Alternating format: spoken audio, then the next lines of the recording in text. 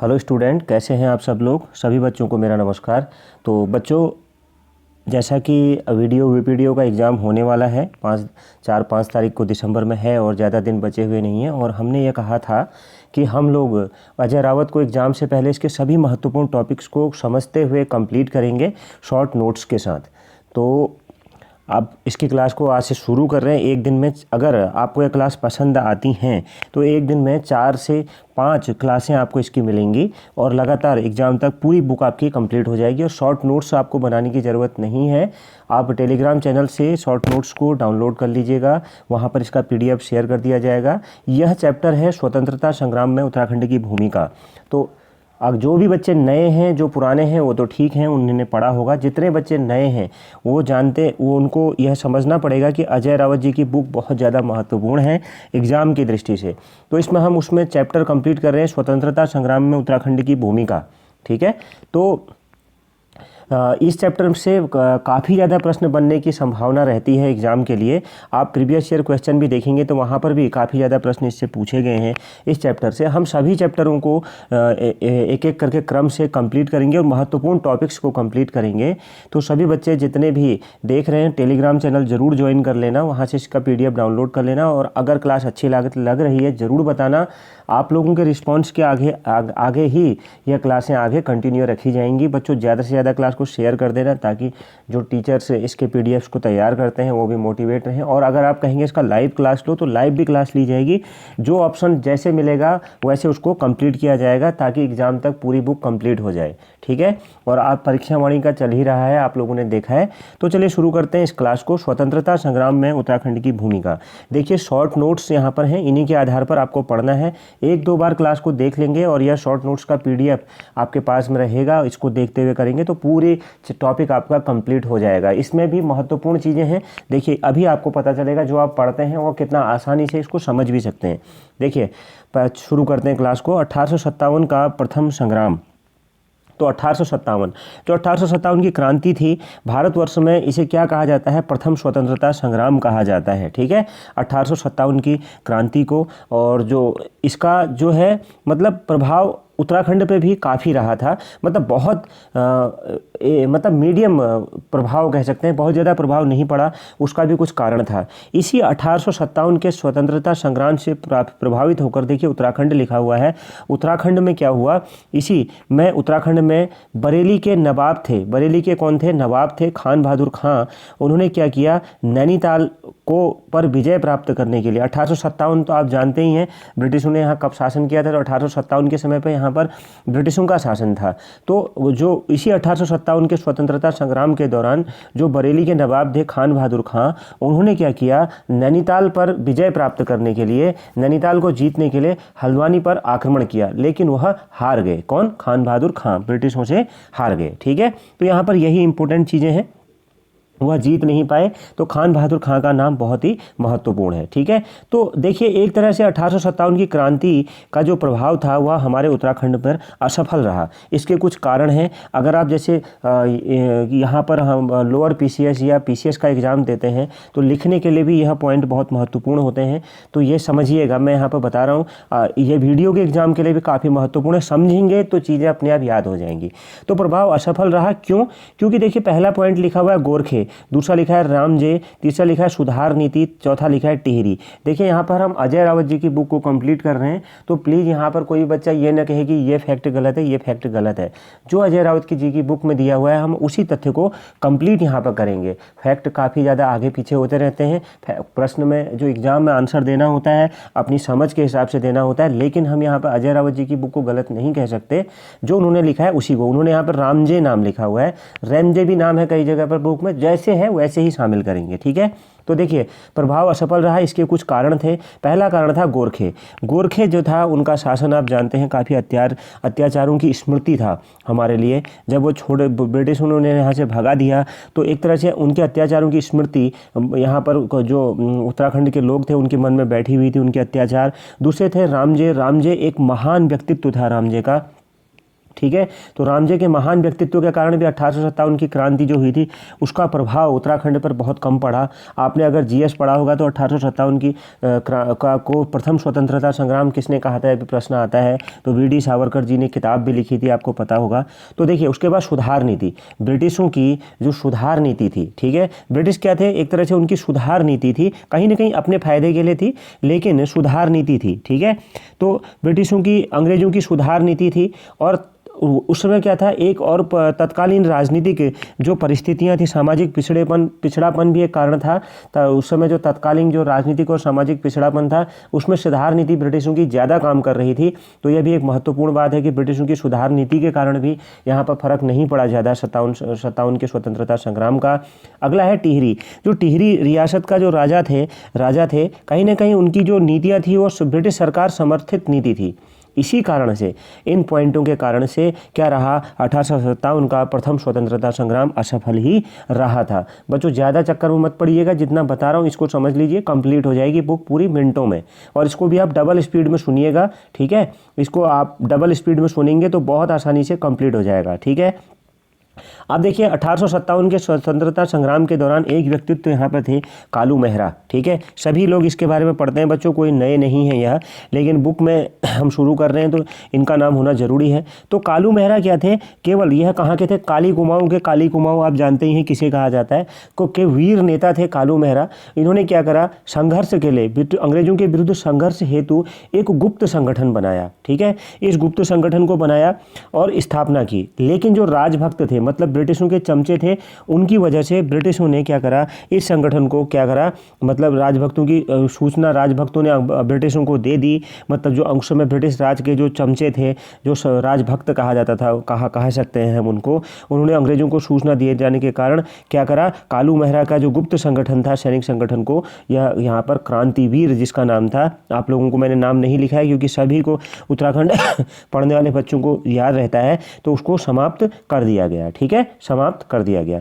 आगे बढ़ते हैं। देखिए कालू मेहरा जी अकेले नहीं थे, इनके साथ कुछ और लोग भी थे। कौन कौन थे, सबसे पहले माधव सिंह थे और आनंद सिंह फर्त्याल थे, जिनको फांसी दे दी गई थी। पकड़े जाने के बाद इन्हें गुप्त संगठन को जब पकड़ लिया गया, राजभक्तों ने वहाँ पर चुगली कर दी, तो उसके बाद कालू मेहरा जी के साथी थे कौन कौन, माधव सिंह, आनंद सिंह फर्त्याल, बिश्ना सिंह करायत और नूर और खुशा सिंह। क्या नाम है, नूर और खुशा सिंह, नूर कौमा खुशा सिंह।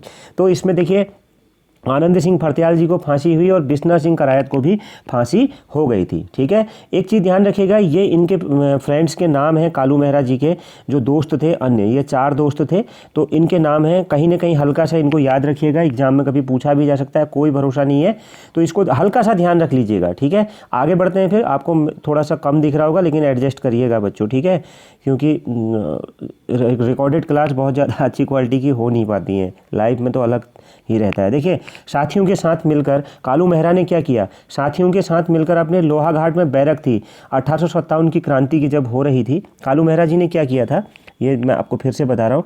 तो इन्होंने क्या करा, लोहाघाट में स्थित अंग्रेजों की बैरक में 1857 की क्रांति के समय पर क्या करा, धावा बोलकर वहाँ आग लगा दी और ब्रिटिशों को भगा दिया वहाँ से, ठीक है। तो इसके बाद क्या हुआ, जब ये लोग फिर इसके बाद पकड़ लिए गए और जो आंदोलनकारी थे वहाँ पर एक बरमदेव थाना भी है लोहाघाट में, उस समय आंदोलनकार बरमदेव थाने पर भी हमला किया और बरमदेव थाने पर हमला करके वहाँ पर भी अपना कब्जा कर लिया था। तो ध्यान रखिएगा, इसके बाद जब यह लोग पकड़े गए तो यहाँ पर आनंद सिंह फर्त्याल और बिश्ना सिंह करायत को फांसी दी गई और इनको गिरफ्तार करके, और कालू मेहरा के बारे में डॉक्टर अजय रावत जी जो हैं उनके अनुसार क्या प्रचलित है, बाद में उनको भी फांसी दे दी गई थी। अलग अलग किताबों में अलग अलग लिखा हुआ है, लेकिन अजय रावत जी के हिसाब से उनको भी फांसी दे दी गई थी। अब देखिए एक महत्वपूर्ण फैक्ट ये भी है, अगला जो पॉइंट है, नाना साहब जोगी के वेश में। नाना साहब आप जानते होंगे, रानी लक्ष्मीबाई जी के बारे में आपने पढ़ा होगा, तो वहाँ इनकी बहुत बड़ी चर्चा होती है, बहुत बड़े स्वतंत्रता संग्राम सेनानी थे। तो 1857 के संदर्भ में यह ध्यान रखिएगा कि एक चीज़ और है, हुआ क्या था, नाना साहब जोगी वेश में उत्तरकाशी में आए थे। तो क्या था, 1857 में अल्मोड़ा में स्थित सेना की जो आर्टिलरी यूनिट में भी बगावत की तैयारियां प्रारंभ हुई थी। ये ध्यान रखिएगा, अल्मोड़ा में जो आर्टिलरी यूनिट थी मतलब ब्रिटिशों की, उसमें भी बगावत की तैयारियां प्रारंभ हुई थी। और उसी दौरान नाना साहब के उत्तराखंड आने की मतलब संभावनाओं पर मतलब क्या किया गया, कहीं नाना साहब यहाँ आ गए और यहाँ भी उन्होंने क्या कर दिया, क्रांति को भड़का दिया 1857 के समय पर। तो नैनीताल, अल्मोड़ा था, श्रीनगर में कई लोगों को फांसी दी गई। क्यों दी जा गई फांसी? आखिर नाना साहब, ताकि लोग डरे, और क्योंकि पहले से ही अगर लटका देंगे फांसी पर तो कई लोग डरेंगे और वह क्रांति में शामिल नहीं होंगे। इस वजह से जो भी क्रांतिकारी टाइप के थोड़ा बहुत बेचारे थे तो उनको फांसी दे दी गई। ठीक है। और एक तथ्य ध्यान रखिएगा, अल्मोड़ा की सेना की आर्टिलरी यूनिट में भी बगावत की तैयारियां 1857 के समय पर प्रारंभ हुई थी। देखिए, नाना साहब एक मत माना जाता है कि जोगी के वेश में उत्तरकाशी में आए थे। यह आज भी उनके मतलब यहाँ उत्तरकाशी में रहने की चर्चा प्रचलित है, इसको ध्यान रखिएगा। छुपते हुए आए थे। नाना साहब के बारे में आप जानते होंगे, लास्ट में पकड़ करके उनको कहाँ पे पकड़ करके उनके एक मित्र ने विश्वासघात किया था उनके साथ। देखिए प्रभाव, अब जो 1857 की क्रांति का जो प्रभाव था वह प्रभाव क्या था? देखिए, प्रभाव मुख्य यह प्रभाव हुआ कि जो अंग्रेज यहाँ पर बस गए थे ना, बिल्कुल मतलब स्वतंत्र, मतलब एकदम फ्रीली वो बस गए थे, अपना घर यहीं पर समझ रहे थे उत्तराखंड में कि वो यहाँ से कभी नहीं जाएंगे, बिल्कुल यहीं पर विवाह, वैवाहिक संबंध ये सब बना करके वो यहाँ पर बसने के जो ख्वाब देख रहे थे, एक तरह से वह डर गए थे। 1857 की क्रांति से के बाद से उनके मन में सुरक्षा का एक भय उत्पन्न हो गया था। क्योंकि आप जानते हैं 1857 की क्रांति मतलब किस लेवल पर थी, उसने अंग्रेजों को कहीं ना कहीं मतलब अंग्रेज समझ ही नहीं पाए 1857 की क्रांति के बाद कि मतलब ये क्या हुआ करके, अचानक से इतना भयानक कैसे, इतना सारे इंडियन एक साथ कैसे जुट गए। तो कहीं ना कहीं उनको अपनी सुरक्षा का भय यहाँ पर सताने लगा कि अगर हम मतलब थोड़ा सा भी ढील देंगे। इसके बाद अंग्रेजों की नीतियों में भी परिवर्तन आया। ये सब जीएस का है, जनरल स्टडी में हम लोग पढ़ते हैं। देखिए आगे है तो इसको ध्यान रखिएगा। 1870 में अल्मोड़ा में डिबेटिंग क्लब की स्थापना की गई थी। ठीक है, बहुत लंबी अवधि तक ऐसी कोई घटना घटी नहीं। फिर हम सीधे कहाँ चलते हैं, 1857 से 1870 पर। हम क्या पढ़े, स्वतंत्रता संग्राम में उत्तराखंड की भूमिका।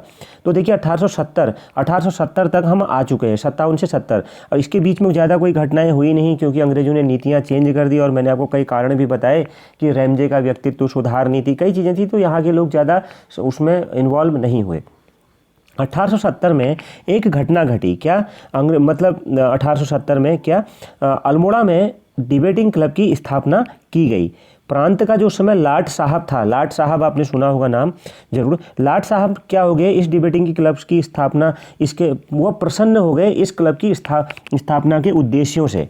लाट साहब थे ना, आज भी आपने सुना होगा लाट साहब है क्या, या ऐसे कोई लाट साहब का बच्चा है क्या, ये डायलॉग। तो वही लाट साहब थे, तो एक प्रशासनिक अधिकारी थे, प्रशासनिक पोस्ट है यह ब्रिटिशों की। तो लाट का मतलब आप समझ रहे होंगे, लार्ड जो होते थे, है ना, ब्रिटिश पार्लियामेंट में, उसके हिसाब से यहाँ नाम परिवर्तित होकर के भाषा का आप समझते हैं किस तरह से चेंज होता है, लाट कहते थे। ठीक है, तो लाट साहब इस डिबेटिंग क्लब की उद्देश्य जो थे, यहाँ पर इसकी स्थापना का जो उद्देश्य था उससे काफ़ी प्रसन्न हो गए। तो जब वह काफ़ी प्रसन्न हो गए, लाट साहब 1870 में अल्मोड़ा में डिबेटिंग क्लब की स्थापना की गई।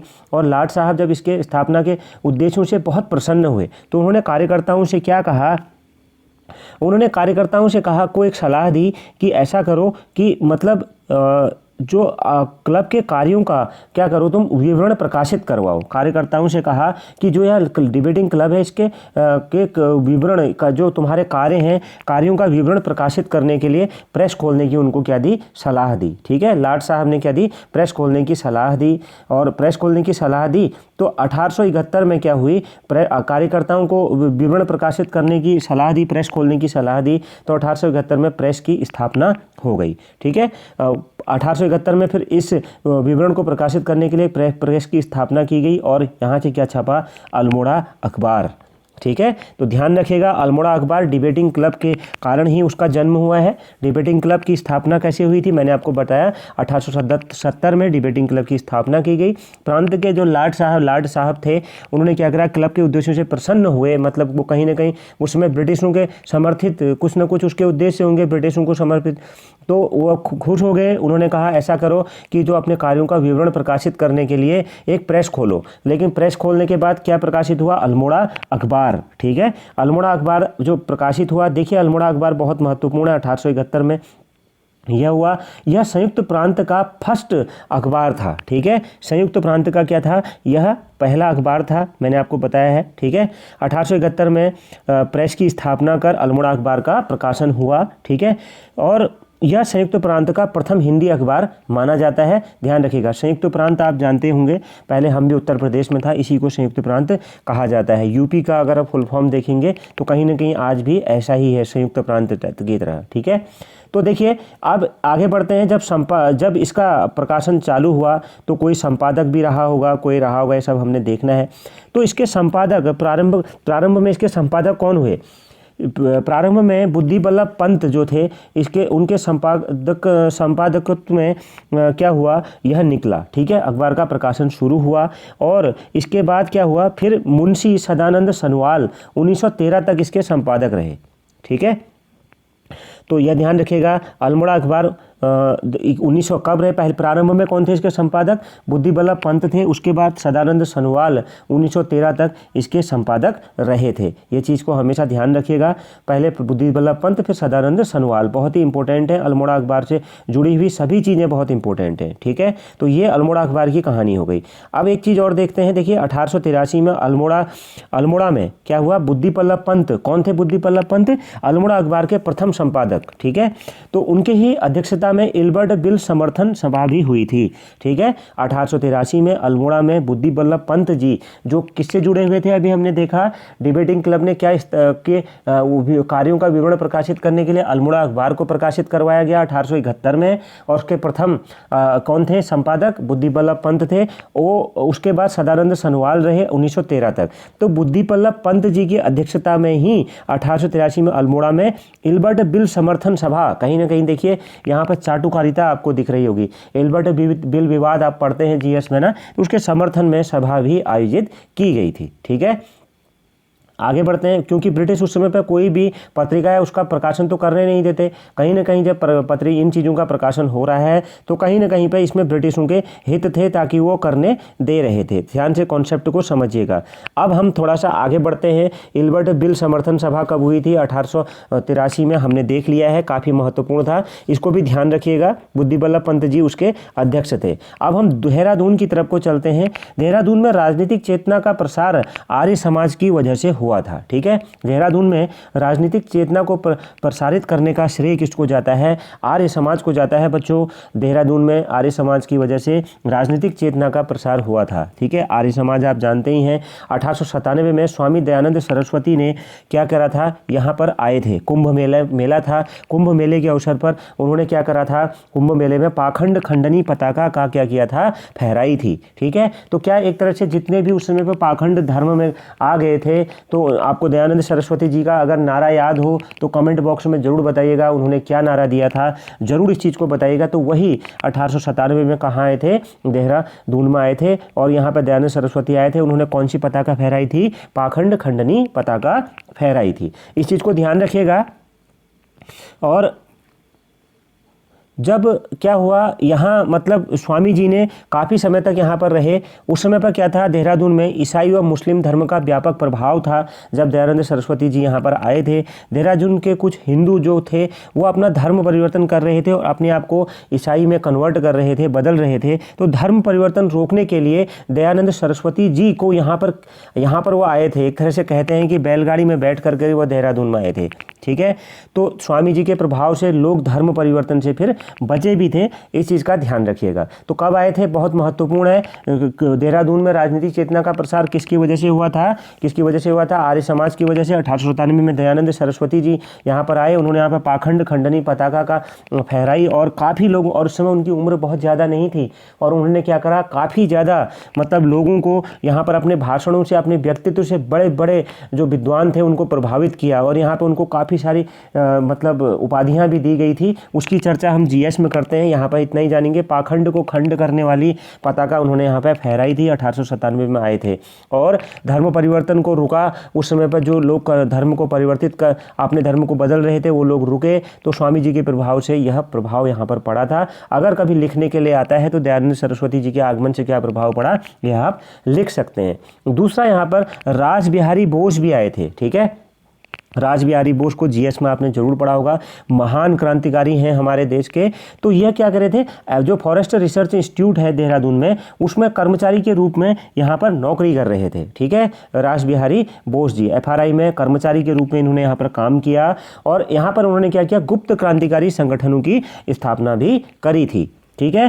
तो अब क्या, जब इन्होंने यहाँ पर मतलब यह बनाया था, गुप्त क्रांतिकारी संगठनों की भी उन्होंने स्थापना करी थी, एफआरआई में कर्मचारी थे, यहीं पर छुप छुप करके गुप्त क्रांतिकारी संगठनों को वह क्या कर रहे थे, संगठित कर रहे थे। यहीं पर एक जगह है बच्चों, यहीं पर वो देहरादून में ही, ठीक है। यहाँ पर क्या है, यहाँ पर टैगोर विला एक जगह है देहरादून में ही, टैगोर विला में क्रांतिकारियों की सभा होती थी, ठीक है, देहरादून में ही है। और हार्डिंग पर, जो लॉर्ड हार्डिंग था, उस पर जो बम गिराने की, जो दिल्ली में गिराया गया था, आपको पता होगा, उनके जो नौकर थे, ठीक है, रासबिहारी बोस के, बसंत कुमार है ना, उन्होंने जो बम फेंका था, तो रासबिहारी बोस आप जानते ही हैं, उनके जो नौकर थे, नौकर कहना भी कभी गलत होता है, आजकल नहीं कह सकते ऐसे इसको, तो डोमेस्टिक हेल्पर कह सकते हैं। तो अगर आप बड़े एग्जाम को देते हैं तो वहाँ पर यह शब्द बहुत गलत होगा, तो लेकिन बुक में यही लिखा है। तो टैगोर विला में हार्डिंग बम योजना बनाई गई देहरादून में ही, और उसके बाद ये लोग दिल्ली गए और चांदनी चौक में स्थित एक मकान की छत से लॉर्ड हार्डिंग पर बम फेंका था, आपको पता है, किंतु हार्डिंग बच निकले, ठीक है। लॉर्ड हार्डिंग क्या हुए, बच निकले। बम फेंकने के पश्चात क्या हुआ, यह कहाँ आए, देखिए बम फेंका दिल्ली में चांदनी चौक में, लेकिन फिर वापस कहाँ आए, दून आए, और एक सभा आयोजित करी, और लॉर्ड हार्डिंग के बचने पर इन्होंने शोक मनाया यहाँ पर, ठीक है। उसके बाद देखिए क्या हुआ, कई लोगों को इनके ऊपर शक हो गया, इनको संदेह की नज़रों से देखा जा रहा था, तो यह यहाँ से फरार हो गए थे। फरार होकर के कहाँ भाग गए थे, विदेश। उसको हम जीएस में पढ़ेंगे, वहाँ जा करके वो किससे मिले, क्या मिले, लेकिन इनके जो डोमेस्टिक हेल्पर थे, जो इनके नौकर कह सकते हैं, उनको फांसी की सज़ा हुई थी, ठीक है। चलिए आगे बढ़ते हैं। 1930 में अल्मोड़ा में देखिए लॉर्ड हार्डिंग पर बम गिराने वाली जो चीज़ें हैं उसमें भी काफ़ी चीज़ें जुड़ी हुई हैं। तो दिल्ली में क्यों बम गिराया गया था, कहीं ना कहीं आप राजधानी परिवर्तन की चीज़ों भी आपको याद आ रही होंगी, तो वो सब चीज़ें भी कनेक्ट करिएगा। 1903 में अल्मोड़ा में क्या हुआ, गोविंद बल्लभ पंत और हरगोविंद पंत जी की ने मिल करके किसकी स्थापना की, हैप्पी क्लब की स्थापना करी। किसकी स्थापना करी, 1903 में अल्मोड़ा में गोविंद बल्लभ पंत और हरगोविंद पंत जी ने मिलकर किसकी स्थापना करी, हैप्पी क्लब की स्थापना करी थी। इस क्लब का उद्देश्य क्या था, देखिए नवयुवकों को में राजनीतिक चेतना का प्रसार करना था, ठीक है। यह ध्यान रखिएगा, राजनीति में राजनीतिक चेतना का संचार करना था, इस चीज़ को ध्यान रखिएगा। चलिए आगे बढ़ते हैं। हैप्पी क्लब के बारे में ध्यान रखिएगा। 1930 में अल्मोड़ा में गोविंद बल्लभ पंत और हरगोविंद पंत जी ने मिलकर के इसकी स्थापना करी थी, ठीक है। आगे बढ़ते हैं। और अब देखिए हम कहाँ तक आ गए, 1903 तक आ गए। अब देखते हैं 1857 से 1903 की महत्वपूर्ण घटनाएं हमने देख ली। 1905 में क्या हुआ, अल्मोड़ा में युवकों ने बंगाल विभाजन का विरोध किया था। किसने, आप जानते ही हैं कौन था जिसने बंगाल विभाजन किया था, कमेंट बॉक्स में ज़रूर बताइएगा। उस गवर्नर का नाम बताइएगा जो भी था, वो जिसने बंगाल विभाजन करवाया था। बहुत ही गंदा उसका व्यक्तित्व था, आप जानते ही हैं। उसने विभाजन की नीति को अपनाया था। क्यों करा था, कहीं ना कहीं आपस में हिंदू और मुसलमान को जो उनकी एकता थी उसको तोड़ने के लिए किया था, है ना। भारत का विभाजन इस तरह से किया था, तो उसको ध्यान रखिएगा, ठीक है। तो कौन था, कमेंट बॉक्स में नाम बताइएगा। तो अल्मोड़ा में युवकों ने बंगाल विभाजन जो हुआ था 1905 में, उसके विभाजन का विरोध के लिए जन विभाजन का विरोध किया, ठीक है। 1905 की ये महत्वपूर्ण घटना है। अगर सन वाइज आप अगर इनको पढ़ेंगे तो आपको सब याद रहेगा, कुछ भी आप नहीं भूलेंगे, ठीक है। अल्मोड़ा के नवयुवकों ने जनता को संगठित किया। यहाँ पर क्या विरोध कैसे करते हैं, नवयुवकों जनता को संगठित किया और विभाजन का विरोध करा, सभा आयोजित की होंगी, है ना। तो जनता को ब्रिटिशों के अत्याचारों से अवगत कराया होगा, ये सब कि ब्रिटिश इतने गंदे हैं, ये सब बताया होगा, ठीक है। तो 1905 में ही क्या हुआ, गढ़वाल यूनियन ने 1905 की एक महत्वपूर्ण घटना है क्या, गढ़वाल यूनियन ने देहरादून में क्या करा, दून से गढ़वाली पत्र गढ़वाली नामक पत्र का प्रकाशन प्रारंभ किया था। देखिए गढ़वाली नामक यह पत्र है, ठीक है, गढ़वाली पत्र लिखा हुआ है। 1903-5 में ही बंगाल विभाजन का विरोध, और 1905 में ही गढ़वाल यूनियन जो थी उसने देहरादून से क्या करा, गढ़वाली नामक पत्र का प्रकाशन प्रारंभ किया, ठीक है। प्रारंभ में यह पत्र पाक्षिक था, लेकिन बाद में यह पत्र क्या हो गया, प्रारंभ में क्या था, पाक्षिक था, मतलब एक पक्ष में यह प्रकाशित होता था। 1913 में क्या किया गया, देखिए 1913 समझिए, 1913 तक ही वहाँ आप अगर देखेंगे 1913 पर ही हमने किसको छोड़ दिया था, 1913 पर ही हमने छोड़ दिया था अल्मोड़ा अखबार को भी। 1913 तक कौन थे, सदानंद सनवाल उसके क्या थे, मुंशी सदानंद सनवाल उसके संपादक थे। 1913 के बाद से बहुत कुछ बदलने वाला है, ठीक है। तो देखिए वो हम पढ़ेंगे। तो पाक्षिक था, 1913 के बाद से यह साप्ताहिक बना दिया गया, हर हफ्ते इसका प्रकाशन होता था, एक पत्र मिलता था। इसने क्या किया, गढ़वाल में बहुत महत्वपूर्ण है, लिखने के काम में आता है। अगर आप लिखित एग्जाम पीसीएस का एग्जाम देते हैं तो वहाँ पर आपको यह काम आता है कि गढ़वाल में सामाजिक प्लस राजनीतिक चेतना का प्रसार, इस गढ़वाली नाम का जो पत्र, समाचार पत्र था, इसने बहुत ज़्यादा किया। इसका बहुत बड़ा योगदान है गढ़वाल में सामाजिक और राजनीतिक चेतना के प्रसार में, ठीक है। तो ध्यान रखिएगा, 1905 गढ़वाल यूनियन देहरादून से गढ़वाली पत्र का समाचार प्रारंभ किया। 1913 तक यह पाक्षिक था, जिसको आप रटते रहते होंगे, कितने आसानी से आप समझ गए होंगे। 1913 से पहले यह क्या था, 1905 से 13 तक क्या रहा, पाक्षिक था। 1913 में इसको साप्ताहिक कर दिया गया, ठीक है। आगे बढ़ते हैं। 1905 में से 11 तक कोई घटना यहाँ पर नहीं हुई, ऐसी कोई विशेष घटना नहीं हुई जो एग्जाम की दृष्टि से बहुत ज़्यादा महत्वपूर्ण हो, ठीक है। अब महत्वपूर्ण घटना होने वाली है क्या, 1913 में अल्मोड़ा अखबार का संपादक कौन बने, बीडी पांडे। पहले बुद्धि बल्लभ पंत थे, उसके बाद मुंशी सदानंद सनवाल थे। मैंने आपको बताया बुद्धि बल्लभ पंत की अध्यक्षता में क्या हुआ था, इलवर्ट बिल समर्थन क्या हुआ था, मैंने आपको बताया था, क्या सभा भी आयोजित की गई थी अल्मोड़ा में। तो कहीं ना कहीं तब तक यह क्या था, यह अंग्रेजों के उद्देश्य जो थे उनको समर्थित था, तो उसको वो भी कुछ नहीं कर रहे थे। लेकिन 1913 में जब अल्मोड़ा अखबार के संपादक बद्रीदत्त पांडे जी बने थे, बीडीपी, ठीक है, बद्रीदत्त पांडे जी बने, तो इसने क्या किया, यह एक राष्ट्रीय पत्रिका बना, ठीक है, राष्ट्रीय पत्रिका बन गई, नेशनल। मतलब अब यह अंग्रेजों की समर्पित ना रह करके राष्ट्रीय पत्रिका के रूप में परिवर्तित हो गई। यह शब्द राष्ट्रीयता, राष्ट्र अपने आप में बहुत बड़ी चीज़ है। इस शब्द का मतलब समझिएगा बच्चों, राष्ट्र क्या होता है, राष्ट्र एक एकता को दर्शाता है। भारत एक देश है, लेकिन यह क्या है, हम इसको राष्ट्र की संज्ञा कब देते हैं, राष्ट्र शब्द एकता को दर्शाता है, राष्ट्रीयता की भावना, ठीक है ना। देश में रहना उतना नहीं होता, राष्ट्रीयता की भावना को जन्म देना, या हम अपने राष्ट्र को समर्पित हैं, यह हमारी एकता को, राष्ट्र का मतलब होता है हम सब यूनाइट हैं, एक साथ हैं। राष्ट्र की भावना अलग है, कंट्री या देश अलग होता है, ठीक है।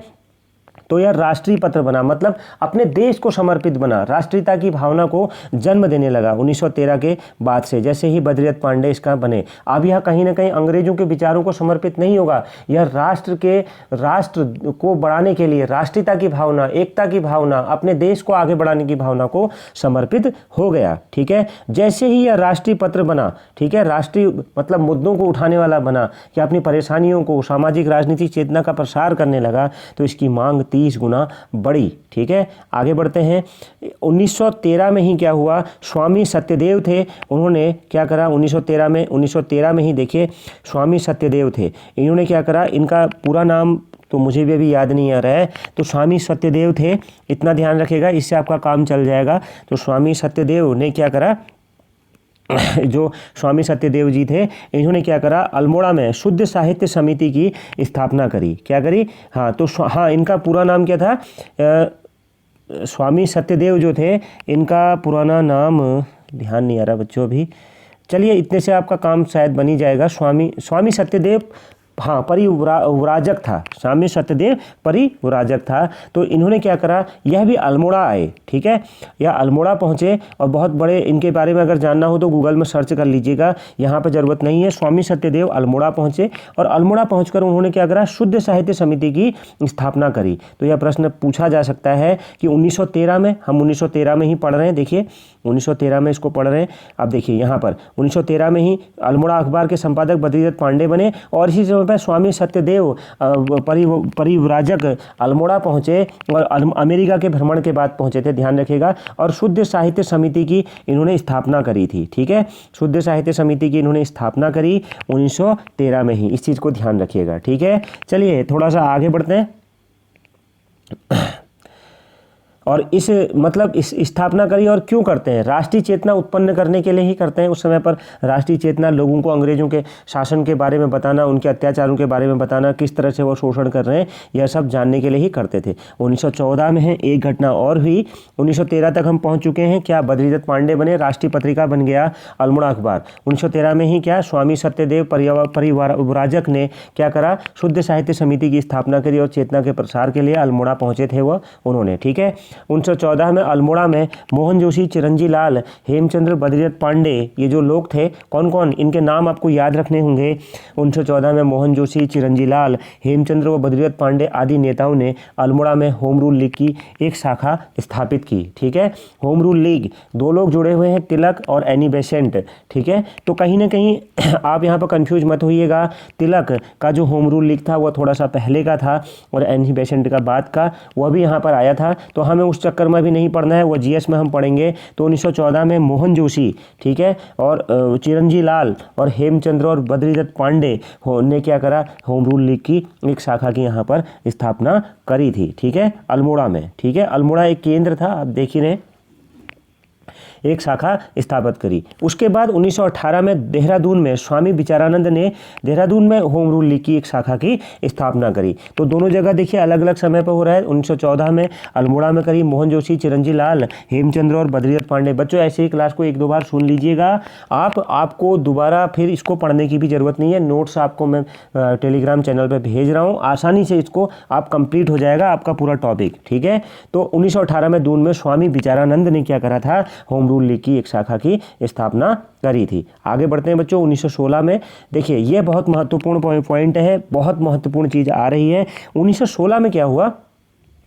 1900 होम रूल लीग के बारे में दोनों कॉन्सेप्ट क्लियर हो गए। 1914 में अल्मोड़ा में मोहन जोशी, चिरंजी लाल, हेमचंद्र, बद्रीदत्त पांडे, और 1918 में देहरादून में भी होम रूल लीग की विचारानंद, स्वामी विचारानंद सरस्वती ने करी थी, ठीक है। अब 1916 की एक घटना और है, 14 और 16 के 18 वो एक साथ कर लिया, 16 भी हम एक बार देख लेते हैं।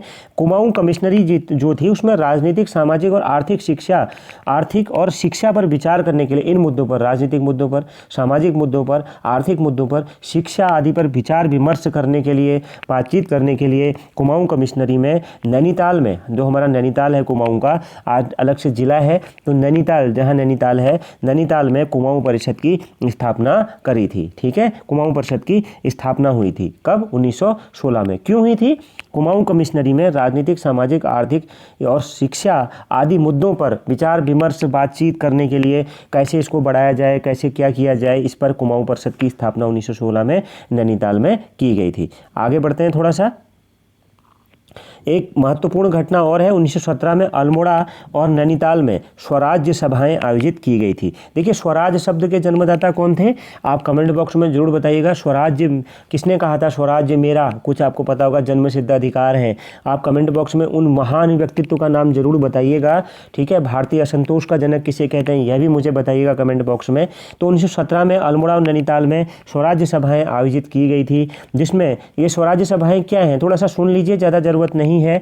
इसमें जनसाधारण को स्वतंत्रता के महत्व से अवगत कराया गया। इन स्वराज्य सभाओं में स्वतंत्रता के ना, किस तरह से स्वतंत्रता हमें मिलेगी, तो क्या होगा, कैसा होगा। एक दो घटनाएं और हैं। क्या? गोविंद बल्लभ पंत जी की अध्यक्षता में इलाहाबाद बैंक है जो नैनीताल में, वहाँ पर नैनीताल में इलाहाबाद बैंक के पास में तिरंगा झंडा भी फहराया गया था। इस चीज़ को ध्यान रखिएगा, 1917 में ही। लेकिन ये महत्वपूर्ण है, अल्मोड़ा नैनीताल में स्वराज्य सभाएँ आयोजित की गई थी। तो स्वराज्य सभाएँ कब से? होम रूल लीग की स्थापना के बाद से ही हुआ था। ये सब स्वराज्य शब्द का चर्चा में आया था। वैसे तो अगर हम आपने पढ़ा होगा जो भारतीय राष्ट्रीय कांग्रेस के अध्यक्षों के बारे में, तो वहाँ पर भी स्वराज्य शब्द किसने दिया था सबसे पहली बार, ये भी आप जानते होंगे। लेकिन यहाँ पे इतना ही जानना जरूरी है।